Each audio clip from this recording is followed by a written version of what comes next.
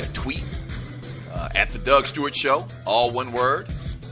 This segment of the show is brought to you by Univon. Great long distance, international calling. You know, not like you at your mama house where you got to watch every single minute because it's a great deal. So go to my website, thedougstewartshow.com, and check out Univon. Check out their bank, their banner on my page. All right, 404-382-0338. I mentioned to you we went to the break. This is a Word on the Street Wednesday, and some information about the Washington Redskins. Y'all, and if you don't know how I feel about the Washington Redskins, before I even get into this, I am 100%. Mark Gray called from 106.7 in D.C.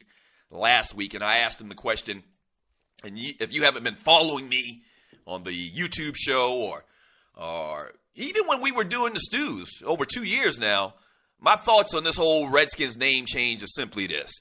If it offends one person, the name's got to change. And Daniel Snyder, why he's sticking so tough with this issue is just ridiculous to me. I mean, things change. Names change over time. I went to Newberry College in Newberry, South Carolina, my freshman year of college, and they were the mascot was the Indians, the Newberry Indians. I even think that's way less offensive than the Washington Redskins. But anyway, they changed the name because what's the point? What's the point in fighting it? And I actually even think that Daniel Snyder is doing himself a disservice by fighting this thing because he can make so much new revenue from a new logo. Maybe not even new colors, but a new logo. And just, rebrand himself. So it makes no sense to me because, in my opinion, when the name does change, and it is going to change at some point, it might not be next week, but it's going to be at some point, he's going to have to change the name. At some point, he's going to look like, when it's all changed, he's going to look like the guy on the wrong side of the argument. Okay? He's going to be the wrong side of the argument. He is definitely, and it's going to be embarrassing. It's going to be embarrassing 20 years after the fact when this name does change that he fought this thing, almost like, some of those politicians in Alabama after segregation and all the different topics and all of the issues going on in the 60s, and you were on record fighting these things, and then after the fact, when people realize and come to their senses that it was bootleg, you're going to look real silly and racist and dumb and idiotic. So he's just on the wrong side of this issue. I mean, it's terrible. But anyway, the Federal Communications Commission will consider punishing broadcasters for using the Washington Redskins nickname on air. FCC Chairman Tom Wheeler said during a conference call with reporters, according to Reuters. Legal activist John Banzaf, III, a law professor at George Washington University in Washington, D.C., petitioned the FCC to revoke a Washington radio station's broadcast license due to its repeated use of the nickname. Wheeler said the organization will be looking into that petition. Quote, there are a lot of names and descriptions that were used over time that are inappropriate today. Yes, that's what I just said. He added, and I think the name that is attributed to the Washington Football Club is one of those. I 100% agree. Yes, it's ridiculous. And whether you think it's not promoting hate or it's not racist or whatever, that's fine. That's your opinion. But a lot of people that aren't on the Washington Redskins payroll, a lot of Indians and Native Americans, they think that it is. So what are you fighting for? It's absolutely crazy to me, man. It's unbelievable to me that these guys are fighting this issue like this. I mean, it's crazy. It's crazy. So that's some of your word on the street right there on this Word on the Street Wednesday. 404-382-0338 is the number to the show. 404-382-0338. Now, if you're like me and you've been following this story from the University of Michigan, and basically the students have risen up to try to fight or try to get their athletic director fired.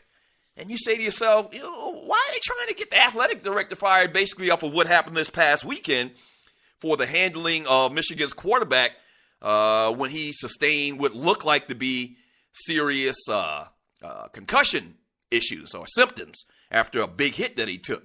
And we're talking about students at University of Michigan demanding to get rid of athletic director Dave Brandon. A few hundred protesters gathered at the school, a popular outdoor spot at around 6 p.m. and marched a short distance to the president's house. And as undergraduates stood around the home front of the president with bullhorns rallying, and they're trying to, get the athletic director fired, Mr. Brandon, because they feel like that his handling of this whole situation with the quarterback getting injured, Morris, and that they didn't handle it right. Now, if you're like me, you're saying to yourself, what does the athletic director have to do with the handling of the on-field decision from the team doctor, the trainers, the head coach? Why are they trying to get the athletic director fired? I mean, that's like, he's not even directly related to the situation technically. Technically, I guess he is, because he's head of everything there. And you could claim lack of institutional control over the athletic department if you wanted to, I guess. But there's no direct tie to what happened on the field with this quarterback, okay? The real story comes out, and I asked some people to tweet me earlier if you had any contact to the Michigan program, if you had any insight, and it's actually come out a little bit more in detail today, so this is nothing really new. But basically, this new AD has come in and increased prices and taken away student tickets, okay? And the ticket sales have gone from 21,000, or student tickets have gone from 21,000 down to 13,000. So that's a huge thing. So this is really a political issue and what's going on at the University of Michigan. Not so much of the job that Brandon's doing there as the athletic director, but this is kind of like a protest, and it's not really coming across live and in effect of exactly what the problem is. It's almost looking like they're trying to get rid of Brady Hoke, which they are trying to do that as well. But he's kind of like collateral damage in this particular argument. They do want Brady Hoke out of there, and I totally understand that, because he's not a good coach. He's not a good coach. It's just as simple as that. But what their main gripe is, and this marching and this discussion about getting rid of the athletic department, the AD, is because they don't like the AD. They don't like the dude. It's as simple as that. So it's kind of like this one thing led to this argument and to this picketing and displeasure with the said AD, and it's just nothing. There's no connection to it at all for what really is the conversation, and that's what happened on the sideline with their quarterback, okay? And the fact that you should, in this day and time, monitor your players better, not send them out there with concussions, and even that conversation is really kind of out there to me, and it seems like this show should be renamed the Concussion Show, because this is new. What's going on right now with concussions and injuries to players and their well-being is totally new over the last couple of years with these lawsuits and what have you. It definitely is. It's as simple as that. And so how to handle this situation, I think, is kind of new for a lot of people involved. And you have to do better. And I don't know if you look at the situation with what happened, I don't know. He kind of looked like the quarterback kind of looked like he wanted to stay out there, like he was waving off his teammates, and people were trying to help him and make sure that he was okay. And he was kind of waving people off and saying that he was okay and that he could go back out there and play. But how much can you really blame someone as far as on the sideline trying to determine how serious of an injury this was? I don't think what happened to Morris this past weekend is the reason why you get rid of Brady Hoke. I think the reason you get rid of Brady Hoke is because Brady Hoke isn't a good coach. And the team has digressed outside of that first year when he came to Michigan. And he should have really never got the job. He was underqualified. He's over his head right now. He's a goober. He's not a guy that men will follow. That's the reason why you get rid of Brady Hoke. Now, it probably won't happen throughout this season because usually that's not the case. Teams usually in college football in particular don't fire their head coach in the middle of the season. They do it all the time in the NFL. Witness Dennis Allen. But yeah. I don't know what's going to happen with that situation. But the real story on why these students are protesting or are mad is because they just want the AD out because he's taking away their rights as students and their tickets. and everything that they're doing there as students and supporting their team. And so that's exactly what we're talking about. And we're getting into that conversation. If you want to talk about that, if you got some inside scoop on that as well, we can talk about it. Anybody from Michigan, I'd love to talk. Maybe we need to call somebody in the Michigan barbershop on campus, because most schools have a barbershop on campus. I know we did at South Carolina State.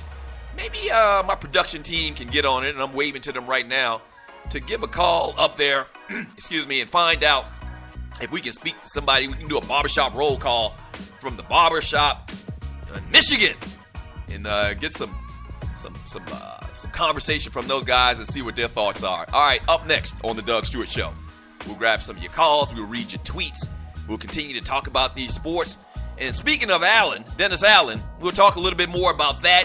The details on that. Is Reggie McKenzie's job, the GM, safe in Oakland?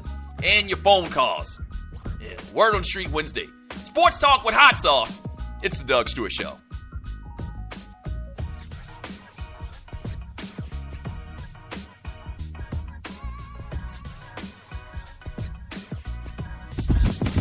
The Doug Stewart Show is off and running. But just like every company, we need sponsors. Would yours like to work with one of the livest, most dynamic, and recognized sports talk show personalities in America?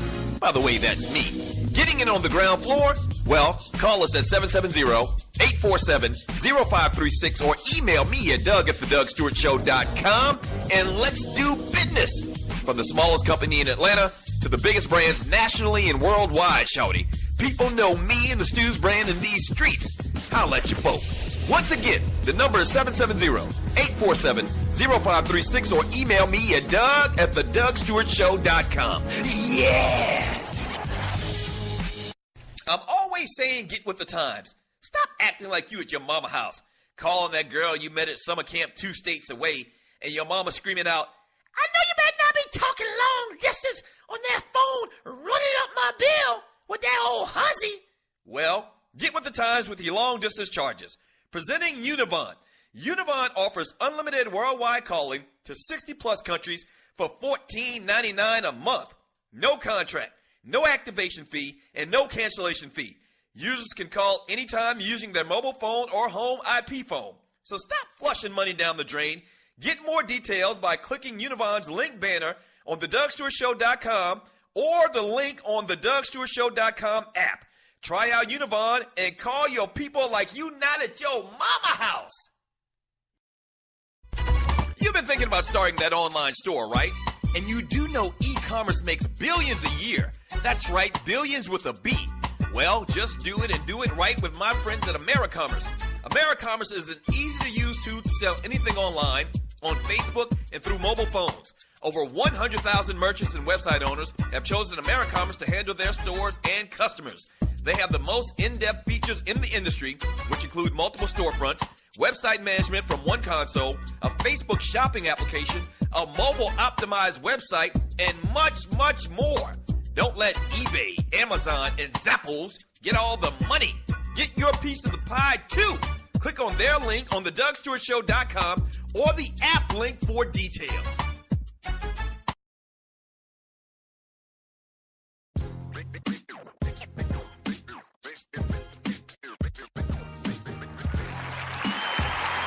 If you're not stewing, what in the heck are you doing? This is the Doug Stewart Show coming to you live from the ATL Monday through Friday from 11 to 1. What I really need you to do is to tell 2 people, not 1. If you're new to the show, we pick up listeners every day. And once again, let me make that quick announcement. Once again, our numbers yesterday were more than the day before. Yes! So tell 2 people. That's all that I ask. Come and get some of this real sports talk. In the famous words of Black Jesus, come get some of this real sports talk, all right? 404-382-0338 is the number to the show. I'd love for you to be a part of it. You can also email me, doug@thedugstewartshow.com. Would you like to partner up with the Doug Stewart Show? We would love you to partner up with us. We're doing big things over here. You need to get it on the ground floor, shawty. You really do. So email me, doug@thedugstewartshow.com, and we can do some business. This segment is brought to you by 911 Tax Relief. Get Uncle Sam